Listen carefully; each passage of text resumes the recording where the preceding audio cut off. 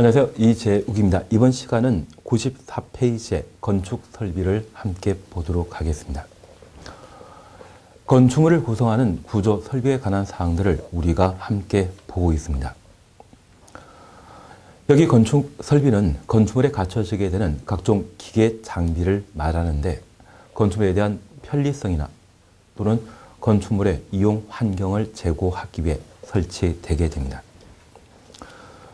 과거 우리 기출문제에는 건축 설비 원칙에 관한 사항들을 따로 시험에 출제한 적 있습니다. 그래서 그 당시에는 수선구와 관련된 사항들을 빈칸 만들어 놓고 적으라고 요구했는데 그런 문제들은 좀 지엽적인 문제인 것 같습니다. 그래서 이 건축 설비와 관련되어 우리가 함께 보실 것은 승강기에 관한 사항들을 함께 살펴놓습니다. 건축물의 편리성을 제공하기 위해 설치하는 대표적인 설비로서 승강기 시설이 있습니다. 이러한 승강기는 건축법령에서는 승용 승강기와 비상용 승강기를 각각 구분하여 설치하게 되는데 여기 승용 승강기와 비상용 승강기는 딱 하나 차이가 있습니다. 가끔 대형 건물 이용하다 보면 갑종 방화문을 한번 열고 엘리베이터를 타본 적 있을 겁니다. 그러한 구조를 비상용 승강기라 표현하게 되는데 각각의 설치 대상과 관련되어 승용 승강기는 건축물의 규모가 6층 이상으로서 연 면적 2,000제곱미터 이상인 때 승용 승강기를 설치하도록 되어 있습니다. 그리고 비상용 승강기를 추가로 설치하는 대상은 건축물의 높이가 31m를 초과하면 승용 승강기 외 비상용 승강기도 추가로 설치하도록 되어 있습니다. 최근 19회 시험 때는 승강기와 관련된 설치 기준을 시험에 다루었기 때문에 비상용 승강기 설치 기준에 관한 내용들을 한번 확인해 주셔야 됩니다. 그래서 승용 승강기와 관련되어서는 가번 설치 대상에 대해서만 함께 살펴놓습니다. 6층 이상으로서 연면적 2,000제곱미터 이상의 건축물을 건축하려면 승강기 설치하여야 한다. 그리고 니은 비상용 승강기와 관련되어 높이 31m 초과하는 건축물에는 승용 승강기뿐만 아니라 비상용 승강기를 추가로 설치해야 한다. 그래서 비상용 승강기의 설치 대상은 건축물 높이가 31m 초과하는 때 비상용 승강기를 추가로 설치하도록 되어 있습니다. 그리고 96페이지에 지능형 건축물을 함께 살펴봅니다. 건축물의 경우에는 다양한 시설 설비를 갖추게 됩니다. 그래서 주차 설비나 승강기 설비 또는 방범 설비 등등을 두게 되는데 이러한 시설 설비를 중앙 제어 시스템으로 조작 통제 가능한 건축물을 지능형 건축물이라 표현하게 됩니다. 여기 지능형 건축물과 관련된 인증 기준에 대해서는 국토교통부 장관이 마련하고 저 인증을 통과한 지능형 건축물의 경우에는 허가권자가 그 규제를 완화하게 됩니다. 사실 이 지능형 건축물에 중앙 제어 시스템을 만들게 된다고 하면 많은 시간과 노력을 들여 하나의 특정 사업이 만들어진 것입니다. 그러한 중앙 제어 시스템을 건축물에 적용하게 된다면 설치 비용이 많이 발생하게 되고 해당 사업을 육성시키고자 한다고 하면 건축주에게 특별한 규제 완화의 혜택이 가해졌을 때 이러한 시설 설비를 구입해서 설치하게 될 겁니다. 그래서 이 증형 건축물을 인증받게 된다고 하면 해당 건축물에 대해서는 용적률 등을 규제 완화시켜주게 되는데 그 규제 완화와 관련되어 면적 200제곱미터 이상의 건축물을 면적 200제곱미터 이상의 대지에 건축물을 건축하게 되면 조경 의무가 발생하게 되는데 이러한 조경 의무를 85% 완화시켜주고 건축물의 규모를 좌우하는 용적률과 높이 제한 규정을 115% 완화시켜 주도록 되어 있습니다. 그래서 진흥형 건축물에 대한 기본적인 개념을 이해하셨다고 하면 인증제는 국토교통부 장관이 실시하고 인증받게 된다고 하면 규제가 완화된다. 그 정도를 확인해 놓습니다. 그래서 96페이지에 진흥형 건축물의 인증과 관련된 사항 확인해 주시고 맨 마지막 줄에 인증 효과라는 것을 우리가 볼 수 있습니다. 허가권자는 진흥형 건축물로 인증받은 건축물에 대해서는 조경 설치 면적을 100분의 85까지 완화해 적용할 수 있고 용적률 및 높이를 115% 범위에서 완화 적용할 수 있다. 규제 완화에 관한 사항들을 저렇게 함께 살펴놓습니다. 그리고 7. 건축물의 구조, 재료 등에 대한 각종 기준에 대해서는 그냥 지나가십니다.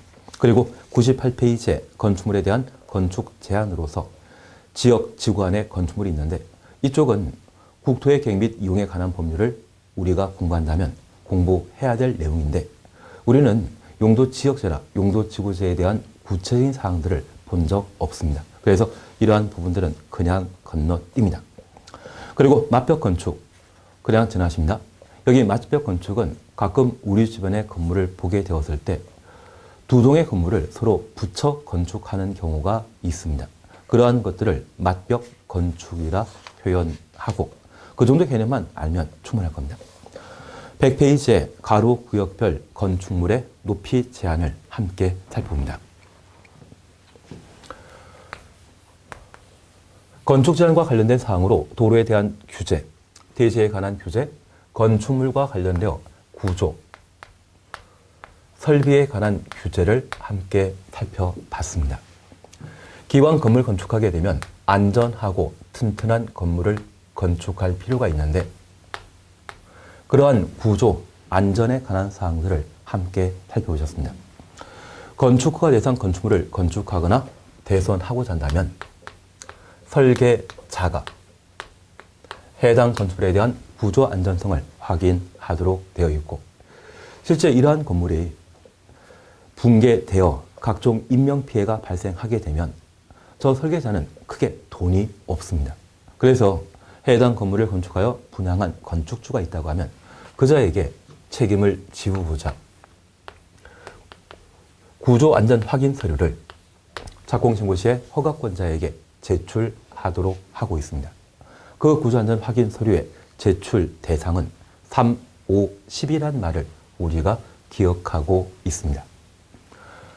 특별히 이러한 구조안전 확인 대상 중에 내진 설계를 필요로 하는 건축물이 있는데 올해 개정된 사항으로 저 내진 능력을 사용 승인 시 즉시 공개하도록 하는 사안이 있었습니다.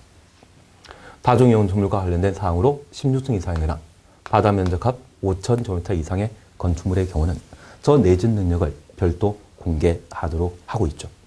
최근 개정된 사항으로 이 정도를 꼭 한번 확인해 놓습니다. 그리고 두 번째, 화재에 안전한 건물을 만들게 되는데 방화후액이나 또는 내화 구조 등의 설치 대상은 바다면적 1000, 연면적 1000제곱미터를 기준으로 하는 것이 일반적입니다. 그래서 불천이란 말을 한번 기억해 주시고 작년에 시험에 나왔기 때문에 올해는 크게 신경 쓰지 않는 것이 방화지구와 관련된 용도지구가 되게 됩니다. 이후 기출문제에 대한 문제 풀이할 때 다시 한번 살펴보도록 하겠습니다. 그리고 화재가 발생한 건축물에는 저 피난 용도로서 직통계단과 피난안전구역을 설치하도록 하고 있는데 현재 직통계단에 대해서는 주계단, 피난계단, 특별피난계단으로 구분하며 5층 이상의 건축물에는 피난계단 또는 특별피난계단을 선택적으로 설치해야 된다. 설치 개수는 1개 이상이지만 많은 사람들이 이용하게 되는 바다면적 200제곱미터 이상인 경우라면 직통계단을 2개소 이상 설치하고 저 직통계단으로부터 각 층의 거실 출입문까지의 거리를 보행거리로 제한하게 됩니다. 공동택과 관련된 몇몇 특례에 관해서는 반드시 살펴놔야 됩니다. 그리고 이러한 피난 용도로서 피난 안전구역과 소방 헬기의 이착륙이 가능한 헬리포트의 설치에 관한 사항들을 각각 살펴보셨는데 저 불과 관련된 층수는 11이라는 것을 꼭 한번 다시 살펴놓습니다. 11층 이상, 11층 이상이라는 것 기억하고 있으시죠? 그리고 쾌적한 환경 등을 도모하기 위해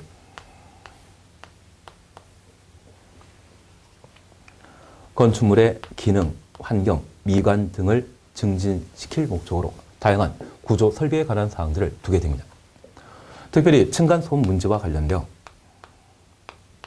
층간소음 문제를 해결하고자 개정된 건축법에서는 층간소음 기준에 관한 사항들을 따로 정해 놓게 됩니다. 특별히 사업계획 승인 대상 공동택에 대해서는 주택 건설 기준에 따른 층간소음 문제를 해결하기 때문에 건축법의 적용 대상에서 제외시킨다는 점 다시 한번 기억해 놓습니다. 그리고 범죄 예방과 관련되어 CCTV를 설치할 대상은 공동택의 세대수가 500세대 이상의 아파트, 문화, 지배시설, 다만 동물원, 식물원 제외시킵니다. 교육, 연구시설, 학교 등이죠. 다만 연구소와 도서관은 설치 대상에서 제외시켰던 점을 다시 한번 확인해 놓습니다. 그리고 시설 설비와 관련된 다양한 사안들을 각각 두게 되는데 우리는 승강기와 관련된 사항들 함께 살펴본 적이 있습니다. 그래서 이 구조 설비에 관한 기준에 대해서는 지금 이 시간에 함께 보셨던 것, 그걸 가장 기본적인 것으로 해놓습니다. 그리고 이 부분에 출제가 되게 된다고 하면 좀 지역적인 부분도 출제되게 되는데 그러한 부분까지 해결하는 것은 좀 무리인 것 같습니다. 그래서 이 범위에서 반복해 놓습니다. 사실 이걸 처음 듣다 보면 다양한 수치 기준이 제시되어 그걸 다 외워야 된다 그 생각을 하는 경우가 있습니다. 그래서 범위를 좁혀 놓는 것이 부담을 줄여줄 수 있는 방법이기 때문에 이번 시간 함께 정리하신 내용들까지만 함께 보십니다. 그리고 두 번째, 건축물의 높이 제한에 관한 내용을 함께 살펴봅니다. 여기 건축물의 높이 제한이라고 하는 것은 건축물 높이 결정과 관련된 공법, 건축법상의 규제를 높이 제한이라 표현합니다. 과거 감정평가사 시험에서는 이렇게 시험에 출제한 적이 있습니다. 우리가 건축물 높이에 관한 사항들을 정리하신 적 있는데 저 건축물의 높이는 지표면으로부터 건축물 상단까지의 거리를 건축물의 높이라 표현하게 됩니다. 저 높이와 관련되어 시험에 높이 제한이란 지표면부터 건축물 상단까지의 거리를 말한다. 그렇게 설명하면 틀린 것이죠. 그래서 이 자체는 높이에 관한 기본적인 설명이지 높이에 대한 건축법상의 규제가 못 됩니다. 현재 높이 제한과 관련되어 건축법에서는 가로 구역의 높이 제한과 1조 확보를 위한 건축물의 높이 제한 규정을 각각 마련하고 있는데 이 가로 구역의 높이 제한은 도로에 둘러싸인 땅을 가로 구역이라 표현합니다. 도로 주변에 심어져 있는 나무를 가로수를 하죠. 그래서 도로에 둘러싸인 땅이 있다면 이를 가로 구역이라 표현합니다. 일반적인 대지의 경우에는 도로면에 2m 이상 접하면 건물 건축할 수 있는 대지인데 저 가로 구역은 사방 모두 도로에 둘러싸인 특징을 가지게 됩니다. 이러한 가로 구역에는 대지에 드나들 수 있는 출입 통로가 많기 때문에 효용 가치가 높고 이곳에는 고층 건물을 건축할 수 있습니다. 그러면 이러한 가로 구역에 건축물을 높게 건축하게 된다면 허가권자가 가로 구역에 건축할 수 있는 건물 높이를 결정하게 됩니다. 그러면 첫 번째 우리가 기억하실 것은 저 가로 구역의 높이를 허가권자가 결정하게 되면 도의사는 사전 승인권자이지 허가권자가 아니죠.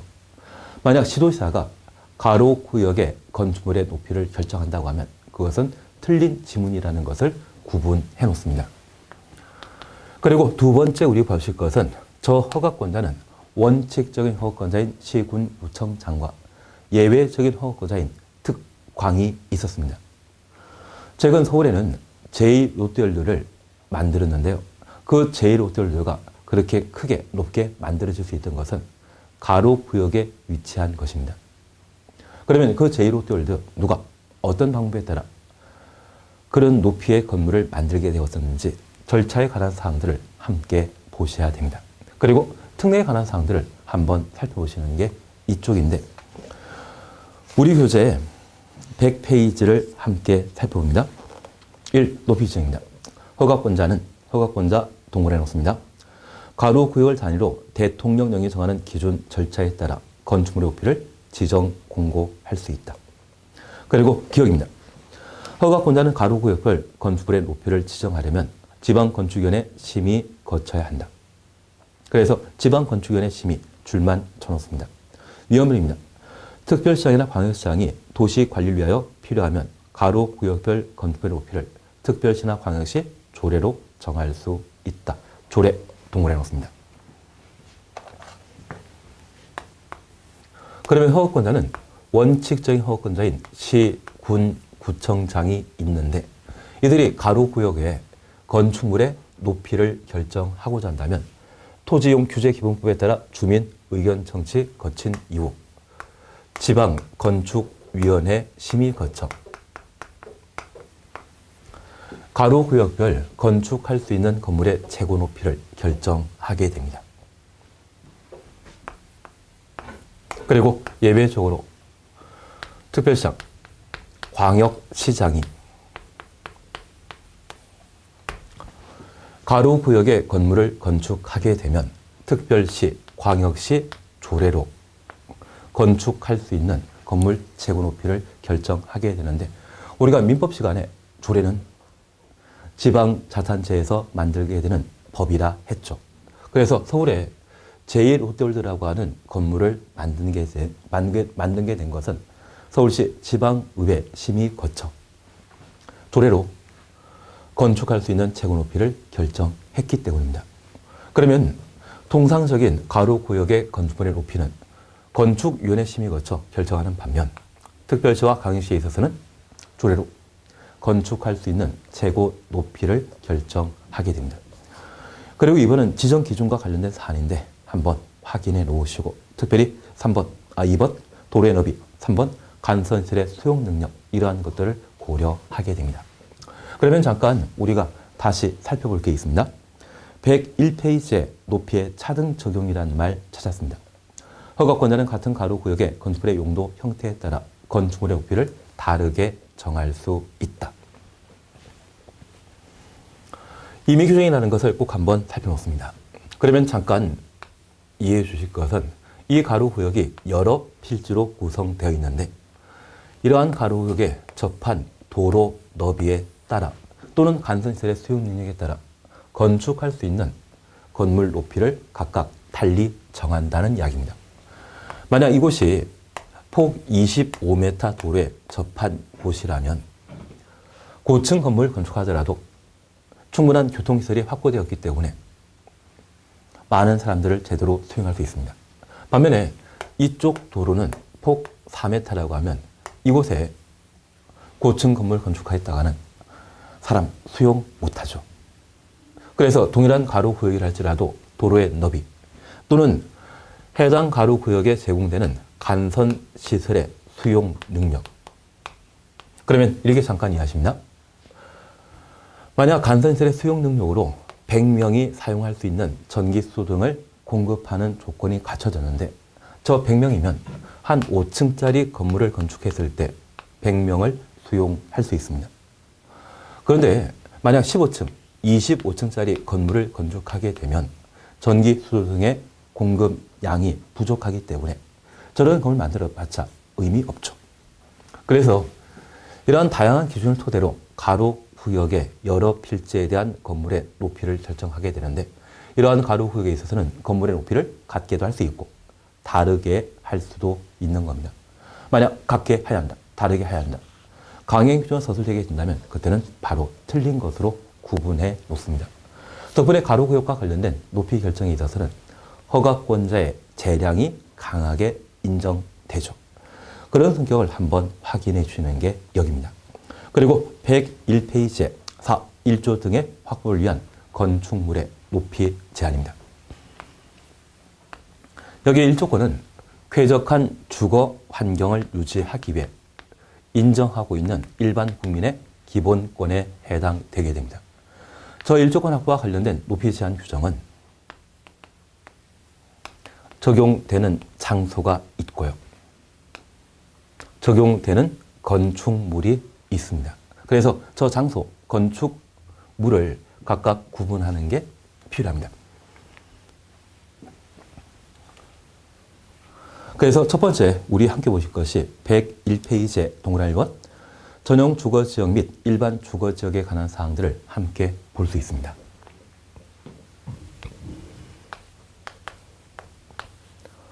우리가 지금까지 함께 공부하시면서 용도지역제를 공부하실 때 개발 가능한 용도를 도시적, 비개발 용도를 관농자라 했습니다.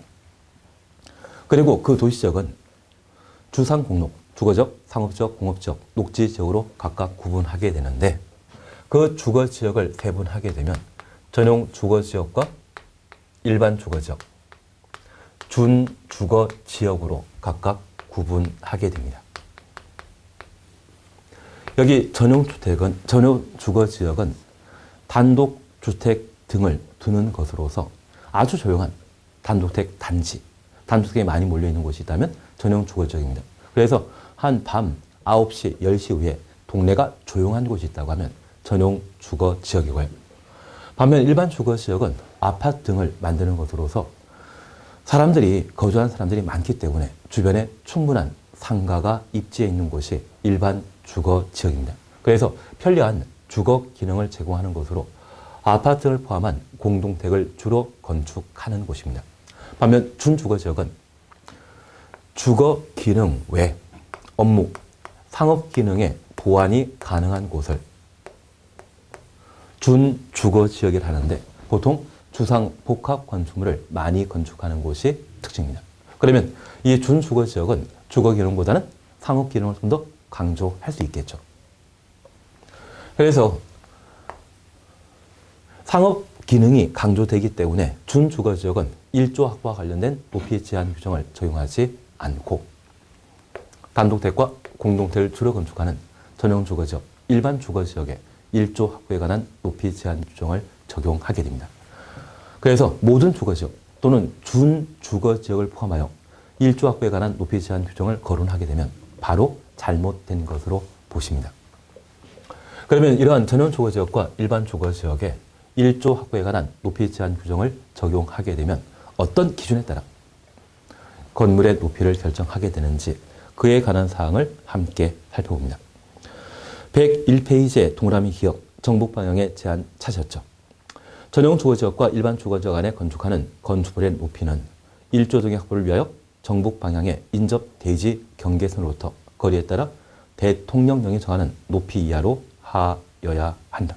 그리고 박스에 높이 9m 이하의 부분은 인접 대지 경계선으로부터 1.5m 이상 띄어 건축하고 9m 초과 시에는 높이의 2분의 1 이상 띄어 건축하여야 한다. 그러면 이 전용 주거지역과 일반 주거지역에는 정북 방향의 인접 대지 경계선으로부터 건물 높이가 9m 이하라고 하면 1.5m 이상 띄어 건축하고 9m 초과 시에는 높이의 2분의 1 이상 띄어 건축하도록 되어 있습니다. 그러면 도로가 남북으로 조성되었을 때 여러 필지가 전용 주거지역, 일반 주거지역에 해당되게 되면 이쪽이 정북 방향이라면 정북 방향의 인접 대지 경계선으로부터 건물 높이에 따라 일정한 거리 띄어 건축하도록 되어 있습니다. 만약 건물 높이가 8m라고 하면 1.5m 이상 띄어 건축하고 건물 높이가 10m라고 하면 정북 방향의 인접 대지 경계선으로부터 9m 초과이기 때문에 높이의 2분의 1, 5m 이상 띄어 건축하도록 되어 있습니다. 해가 정남 방향에 뜨게 되면 건물 그림자는 북쪽을 향하게 되는데 전용 주거지역과 일반 주거지역의 건물 배치는 보통 대지 남쪽에 위치하는 것으로서 저 건물 그림자는 대지 경계선을 침범하지 않겠죠. 이러한 1조 확보에 관한 높이 제한 규정은 건축주를 위한 것이 아니라 북쪽에 살고 있는 대지 소유자를 배려하기 위한 것입니다. 이것 나를 위한 것이 아니라 남을 위한 것이죠. 그러면 이제 다시 이렇게 한번 봐놓습니다. 도를 따라 이쪽이 북쪽이고 그리고 대지 경계선이 있습니다. 이쪽이 남쪽이라고 하면 우리 주변에 4층짜리 빌라를 만들게 된다고 하면 보통 빌라는 층고가 3m 정도이거든요. 그러면 3층 9m까지는 정북 방향의 인접 대지 경계선으로부터 1.5m 이상 띄어 건축하고 4층 그래서 9m 초과 12m 되는 부분이라고 하면 9m 초과이기 때문에 정북 방향 인접 대지 경계선으로부터 높이의 2분의 1, 6m 띄어 건축하게 됩니다. 간혹 우리 주변에 빌라가 이렇게 계단 지어 만들어진 게 있다고 하면 그게 1조 확보에 관한 높이 제한 규정이 되게 됩니다. 그러면 저 빌라 만드는 사람은 애초 12m 높이의 건물 만들고자 정북 방향 인접 대지 경계선으로부터 6m 띄어 만드는 경우도 있지만 건축법상 규정을 잘 활용해서 9m 이하는 1.5, 9m 초과 하는 부분에 대해서는 높이의 2분의 1 이상 띄어 건축하는 경우가 있습니다. 그런데 이 빌라의 계단식 구조가 사용 승인받게 되면 이 부분들을 불법으로 건축하고 네모 반듯하게 만드는 경우가 있습니다. 그러면 이런 부분들은 원래 설계 도면에 표시되어 있는 상황이 아니기 때문에 이러한 부분들은 어쩌면 결로 현상 등이 발생하는 경우가 있더라고요. 그리고 더우면 너무 덥고 추우면 너무 추운 그런 형태가 만들어지는 경우가 있습니다. 그래서 나중에 빌라에 해당되는 다세주택을 구입하게 되면 이런 부분이 있는지를 꼭 한번 확인해 놓으시고 이런 부분이 건축 허가 없이 메꿔졌다고 하면 이행 강제금을 건물 소유자가 부담하는 경우도 있습니다. 그래서 이런 부분들을 분양받게 된다고 하면 그러한 부분들을 충분히 고려해서 분양 가격을 좀 깎으셔야 되겠죠. 그러면 이러한 것들이 전용 주거지역과 일반 주거지역에 적용되게 되는 1조 확보에 관한 높이 제한 규정이 되게 됩니다. 그리고 102페이지에 2번 공동택에 관한 사항을 함께 살펴보십니다. 우리 건축법에서는 29가지 건축물이 존재하는데 특별히 주거 기능을 제공하는 것으로 단독택과 공동주택이 있습니다. 1조 확보에 관한 높이 제한 규정이 적용되는 건축물은 오직 무엇만? 공동택만. 단독택에는 적용하는 것 아닙니다. 그러면 전용 주거지역과 일반 주거지역에는 어떤 종류의 건물이 만들어지건 관계없이 정북 방향의 대지 소유자의 일조권 보장해야 되고요. 저 공동택은 장소에 관계없이 어디에 만들어지건 쾌적한 주거생활을 도모하기 위한 1조 확보에 관한 높이 제한 규정을 적용하게 됩니다. 이러한 공동택에는 인동거리에 관한 높이 제한과 채광창 방향의 높이 제한 규정을 적용하게 되는데 여기 인동거리는 가까울 인, 건물 동자를 말합니다. 그래서 아파트 한 채 안에 2동 이상의 건물이 존재한다면 건물 한 동을 기준으로 가장 가까이 있는 동과 동 사이의 거리를 인동거리라 표현하고 아파트에는 주 채광창으로 발코니 창이 있죠. 저 발코니 창에 1조 확보에 관한 높이 제한 규정을 현재 적용하게 됩니다. 그래서 제가 부탁드릴 건 딱 하나입니다. 저 공동택은 원칙적으로 어디에 건축한 관계없이 1조 확보에 관한 높이 제한 규정을 적용하고 그 위치 장소가 전용 주거지역과 일반 주거지역이면 1조 확보에 관한 높이 제한 규정을 적용하게 됩니다. 그러면 공동택과 관련되어 102페이지 찾았습니다. 가번 적용 대상 살펴보니 다음 각 호 하나에 해당되는 공동주택은 채광 등의 확보를 위해 대통령령이 정하는 높이 이하로 하여야 한다. 인접, 대지, 경계선 등의 방향으로 채광을 위한 창문을 두는 경우 그래서 최강창 방향의 높이 제한으로 기억해 놓습니다. 그리고 하나의 대지에 두 동 이상을 건축하는 경우 인동거래에 관한 높이 제한 규정으로 살펴놓습니다. 그 중에 딱 하나 살펴놓습니다. 일반 상업지역과 중심 상업지역에 건축하는 것을 제외한다. 얘만 추정했습니다. 사실 102페이지 하단부에 최강창 방향의 높이 제한 기준과 그리고 103페이지 2번은 인동거래에 관한 높이 제한 규정을 각각 다루게 됩니다. 만약 이쪽까지 우리가 정리하게 된다고 하면 거의 수준이 건축사 수준이기 때문에 이쪽은 이렇게만 잠깐 살펴놓습니다. 만약 아파트 단지에 높이 50m짜리 공동주택을 만들게 되면 보통 한쪽 방향으로 발코니 창이 존재합니다. 그럴 때 이 발코니 창으로 단지 내 건물이 보이게 되면 동과 동 사이의 간격은 저 높이의 2분의 1, 25m 이상 띄어 건축하도록 되어 있습니다. 한 10년 전만 하더라도 아파트 높이만큼 띄어 건축하도록 되어 있었는데 최근에 규제를 완화시켜 25m로 줄여놨습니다. 덕분에 아파트 만드는 건설업자들은 놀았죠. 종전에 50m를 띄우게 된다고 하면 저 50m 사이에 주차장이나 조경시설 그리고 대지 지분이라는 게 어느 정도 기대할 수 있는데 동과 동 사이의 간격이 높이의 2분의 1 띄어 건축하게 된다면 그런 대지 지분이 좀 감소되게 됩니다. 그래서 예전에 주택공사에 만든 5층 아파트라고 하면 대지의 지분이 15평짜리라면 한 25평 가까이 형성되었습니다. 요즘은 32평인 아파트에도 대지 지분이 10평이 안 되는 경우가 있더라고요. 그러한 것들은 이러한 부분들을 고려한 것으로 이해해 놓습니다. 그리고 이 최강창 방향으로 발코니 방향입니다. 그 발코니 방향으로 직각 방향으로 인접 대지 경계선을 마주보게 되면 저 인접 대지 경계선으로부터 공동택을 만드는 위치까지 간격을 높이의 2분의 1, 25m 이상 띄어 건축하도록 하고 있습니다. 그런데 이 공동택의 일조합과 관련된 높이 제한 규정은 중심 상업지역과 일반 상업지역의 경우에는 적용하지 않고 있습니다. 그러면 여기 중심 상업지역은 서울의 도심, 부도심이라 불리는 것으로서 명동, 종로, 강남역 이러한 곳을 말할 겁니다.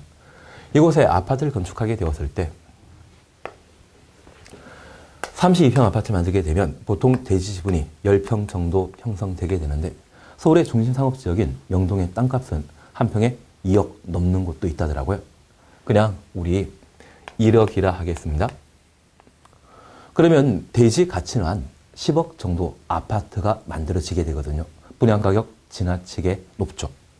그러면 저 공동택의 위치가 중심 상업지역과 일반 상업지일 때 1조 확보에 관한 높이 제한 규정을 적용하지 않는다면 저 50m 높이의 건물 만들 때 25m 띄어야 되지만 한 10m 띄어 아파트 배치할 수 있죠.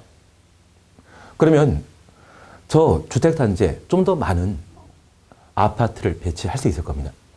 그리고 아파트의 대지 지분은 10평이 아니라 한 5평, 4평으로 감소되게 되는데 대지 지분이 줄어든다 할지라도 32평이라고 하는 같은 주거기는 확보되거든요.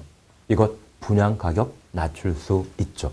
그래서 이 중심상업지역과 일반 상업지역은 분양가격을 안정시킬 목적으로 1조 확보에 관한 높이 제한 규정을 적용하지 않게 되는 겁니다. 그러면 이제 우리 다시 살펴볼 게 있습니다. 1조권을 보장하기 위한 건물의 높이 제한이 가능한데 제한 가능한 장소는 전용 주거지역과 일반 주거지역. 제한 가능한 건축물은 공동주택만, 단독택은 1조 확보에 관한 높이 제한 규정 적용 대상이다? 아니다. 아니죠. 그리고 이 공동택은 전국 어디에 건축하건 1조 확보에 관한 높이 제한 규정을 적용하지만 아파트 분양가격을 안정시키기 위한 중심, 일반 상업지역 내 아파트 공동택에 대해서는 1조 확보에 관한 높이 제한 규정을 배제하게 됩니다. 그래서 이 정도만 1조 확보와 관련된 높이 제한 규정을 살펴놓습니다. 그리고 104페이지에는 건축물에 대한 건축 제한 완화를 각각 다루게 되는데 이쪽은 이렇게만 잠깐 살펴놓습니다.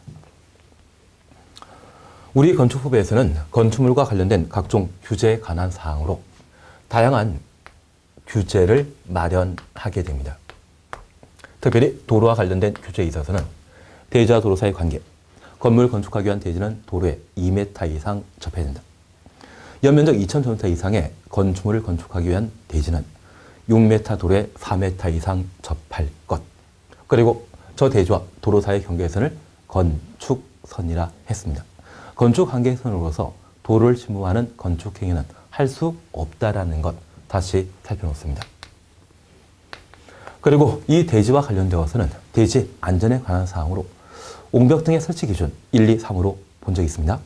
그리고 대지 분할 제한 60, 150, 200 제곱미터에 못 미치는 분할, 미달되는 분할 할 수 없다라는 것. 그리고 조경에 관해서는 16회 시험과 18회 시험에 출제되었는데 올해는 물류시설, 그리고 지구 단위기 했고요.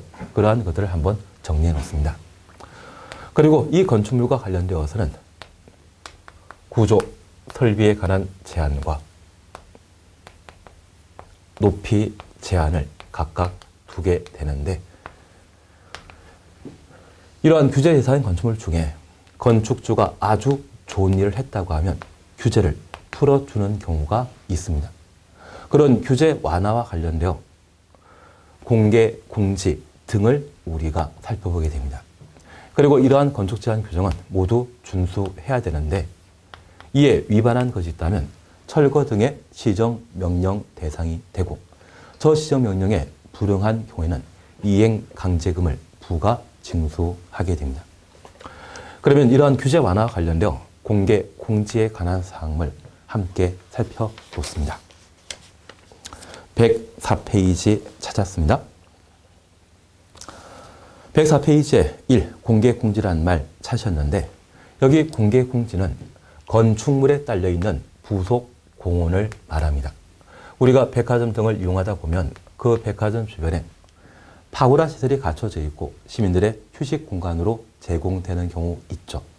이러한 것들을 공개공지라 표현하게 됩니다. 그래서 누구나에게 개방된 땅을 공개공지라 하는데 이러한 공개공지를 시민에게 제공했다고 하면 아주 좋은 일 한 것이죠. 그래서 이러한 공개공지를 설치하게 되면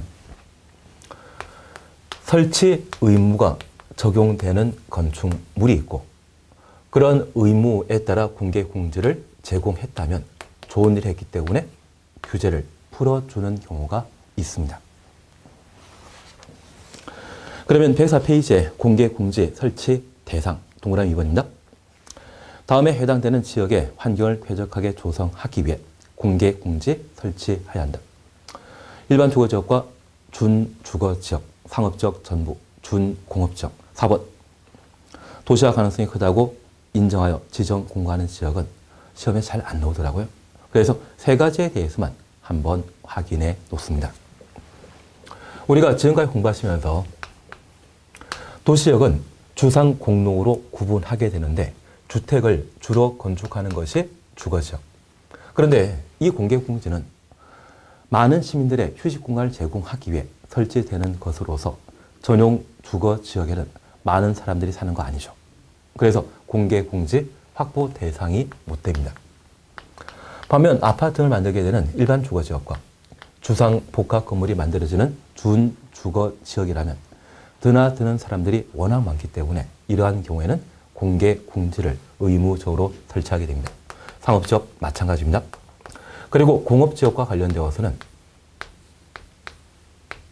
중화공장이 위치되는 곳이 있으면 전용 공업지역, 환경 제하지 않지만 어느 정도 규모 있는 공장 만드는 곳을 일반 공업지역, 그리고 가산 디지털 단지역 같이 의류 아울렛이나 또는 아파트 공장이 많이 들어서 있는 그런 곳이 있다면 그런 곳을 준공업지역이라 표현합니다. 그러면 공해가 심각한 이러한 두 곳에는 공개공지 만들어도 이용할 사람 없죠. 그래서 준공업지역만이 공개공지 확보 대상 지역이 되게 됩니다. 그리고 이러한 곳에 바닥 면적합 5,000제곱미터 이상의 큰 규모의 건물을 건축하게 되면 공개 공지 설치 대상으로 삼고 있는데, 우리 교재 105페이지에 박스를 살펴놓습니다. 문화시설, 종교시설, 판매시설, 운수시설, 업무시설, 숙박시설로서 바닥 면적합 5,000제곱미터 이상의 건축물 2번 건축조례가 정하기 때문에 신경 안 씁니다. 여기 앞글자 조합하게 되면 종, 업, 운, 판문숙이란 말을 조합해서 만들 수 있습니다. 만약 이게 이번 시험에 출제되게 된다면 탤런트 안문수 씨 팬클럽에 가입하는 것도 괜찮죠. 신세 졌다면 가봐야 되지 않겠습니까? 그래서 종교시설로서 바닥 면적합 5,000, 업무시설, 시청 등을 말합니다. 운수시설, 고속버스터미널 등을 말합니다. 판매시설, 백화점, 문화 집회시설, 극장 등을 말하겠죠. 숙박시설, 호텔 등을 말합니다. 그러한 규모가 5,000제곱미터 이상이라면 공개 공지 설치 대상인데, 여기 운을 원으로 바꾸어 표현하면 종, 업, 원, 판문숙이란 말을 우리가 만들 수 있을 겁니다. 그러면 이러한 장소에 이러한 규모의 건물에 있어서는 공개 공지를 의무적으로 설치하도록 되어 있고, 그 설치 기준 잠깐만 추천습니다. 여기에 공개 공지 설치하게 된다면 105페이지 대지 면적의 100분의 10 이하 범위에서 건축 조례로 정한다. 조례를 정하기 때문에 건축 법령에서는 10% 이내 공개 공지 확보하도록 되어 있고요. 이 공개 공지를 설치하게 되면 용적률과 건축물의 높이 제한 규정을 1.2배까지 완화 가능합니다. 그래서 105페이지의 맨 마지막 줄에 박스 있죠. 용적률 높이 제한 규정을 1.2배까지 완화 가능하다. 그걸 확인했습니다. 그러면 이 공개 공지 확보함으로써 건축물을 좀 더 크게 만들 수 있다고 하면 많은 사람들이 시민들의 휴식 공간을 제공하기 위한 공개 공지 설치하겠죠. 그래서 실제 대지 면적이 1,000제곱미터이고 용적률이 500%인 땅이 있다고 하면 최대 건축할 수 있는 연면적은 5,000제곱미터이지만 저 대지 면적 중에 100분의 10, 100제곱미터를 공개 공지로 꾸며 제공하게 되면 용적률이 1.2배 완화되기 때문에 최대